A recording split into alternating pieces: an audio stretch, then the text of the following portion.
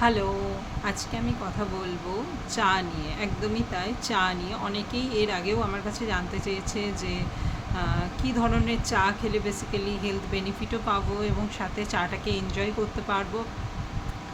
কিন্তু আমার করা হয়ে ওঠেনি। বাট এখন আমি যারা টি লাভার রয়েছে তারা ভীষণ এক্সাইটেড থাকবে জানি এই ভিডিওটা যখন পোস্ট হবে, এবং তাদের জন্য খুব ভালো একটা খবর। তোমরা এই রেনি সিজনে, মানসুন সিজনে, চায়ের সঙ্গে তো মানসুন সিজনের একটা কম্বিনেশন আছেই, তো তোমরা অনেকেই চা ভীষণ খেতে ভালোবাসো এবং এই কোথাও গিয়ে রেনের সঙ্গে, মানসুন সিজনের সঙ্গে চাটাকে কানেক্টেড সেটা ফিল করতে পারো।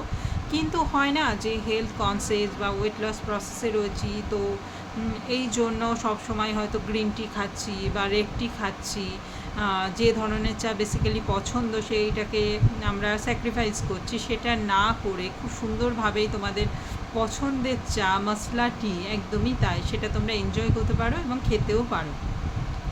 ফার্স্টেই বলি, মশলাটির যে স্পেশালি স্পাইসেসগুলো রয়েছে এগুলো তো আমাদের কিচেনে অলরেডি অ্যাভেলেবেল থাকে, বাট অনেকেই হয়তো জানো বা অনেকেই জানো না যে এই স্পাইসেসগুলোর বেনিফিট কিন্তু অসাধারণ হেলথের দিক থেকে।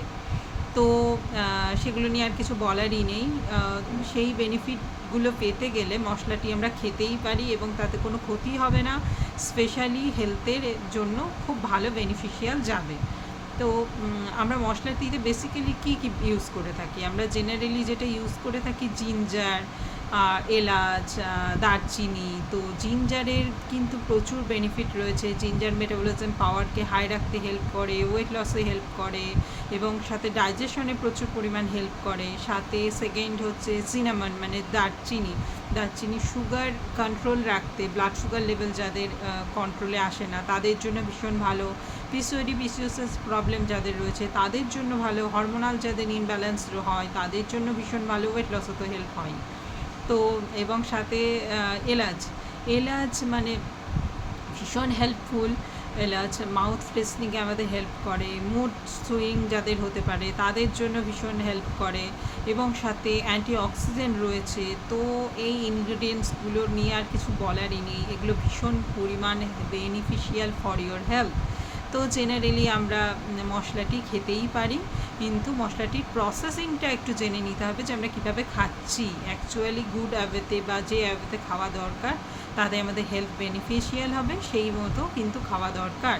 তো আমরা যখন মশলাটিটা বানাচ্ছি তখন আমাদের চেষ্টা করতে হবে ফার্স্টে জলে আমরা টি লিভসটা দিয়ে সেটা ইনফিউজড করা 1 থেকে 2 মিনিট। দেন তারপর মশলা যেগুলো ইউজ করতে চাইছো সেগুলো ক্রাশ করে নিই। অবশ্যই ক্রাশ করলে তার বেনিফিশিয়াল এবং তার টেস্ট সব কিছুই কিন্তু বেড়ে যায়। ক্রাশ করে নিয়ে সেটাকে তারপরে জলে ইউজ করা, মানে টি লিভসের পরে যে প্রসেসটা সেটা বলছি, সেই মশলাগুলো ইউজ করা এবং সেটাও 1 থেকে 2 মিনিট মতো ইনফিউজ করা with tea leaves and water. Then তোমরা ওটাকে স্ট্রেন করে নাও এবং নিজেদের পছন্দসই কাপে ওটাকে সার্ভ করো। এবং সাথে তোমরা চাইলে মিল্কও ইউজ করতে পারো, সেটা নিয়ে কোনো প্রবলেম নেই। তাহলে ফুল মশলা টি তোমাদের রেডি। এবং লাস্ট ওয়ান ইজ সুগারটাকে ক্যান্সেল করে ওখানে ব্রাউন সুগার, স্টিভিয়া এগুলো কিন্তু ইউজ করতে পারো। যদি ডায়াবেটিক পেশেন্ট না হও তাহলে গিয়ে তো স্টিভিয়া ইউজ করতে পারো। স্টিভিয়া, ব্রাউন সুগার দুটোই ইউজ করতে পারছো। ডায়াবেটিক পেশেন্ট যারা তাদের ক্ষেত্রে কিন্তু ব্রাউন সুগারটা ইউজ করা যাবে না, স্টিভিয়া তোমরা ইউজ করতে পারো এবং নিজেদের মশলা টিটা খুব ভালো মতো এনজয় করতে পারো। শুধু খেয়াল রাখতে হবে যখন মশলা টিটা খাচ্ছি এবং টি যখন কনজিউম করছি তার সাথে কোনো ধরনের মুখরোচক খাওয়া, তেলে ভাজা, ভাজাভুজি এগুলো কিন্তু খাওয়া যাবে না।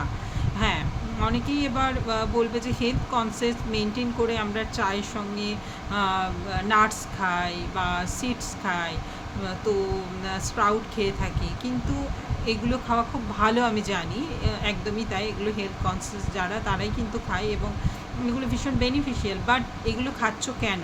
নিজেদের কোনো অবজারভেশনের জন্য, মানে নিজেদের কোনো নিউট্রিয়েন্টস যাতে অ্যাবজর্ব হয় বডিতে, সেই জন্য। কিন্তু চায়ের সঙ্গে কোনো ধরনের হেলদি কোনো ফুড যদি তোমরা খাও তার যে নিউট্রিয়েন্টস কিন্তু সেটা কিন্তু বডিতে অ্যাবজর্ব হতে দেবে না।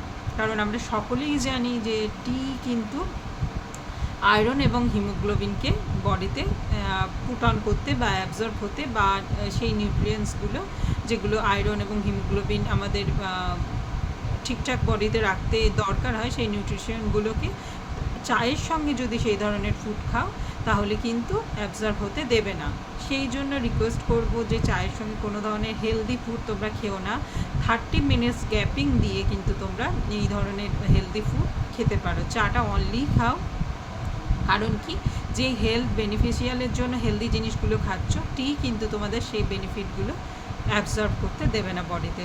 হিমোগ্লোবিন আয়রন দুটোই কিন্তু বডিতে অ্যাবজর্ব হবে না যদি টি এর সাথে সেই খাবারগুলো খাও। তো 30 minutes gapping, then eat. So enjoy your T.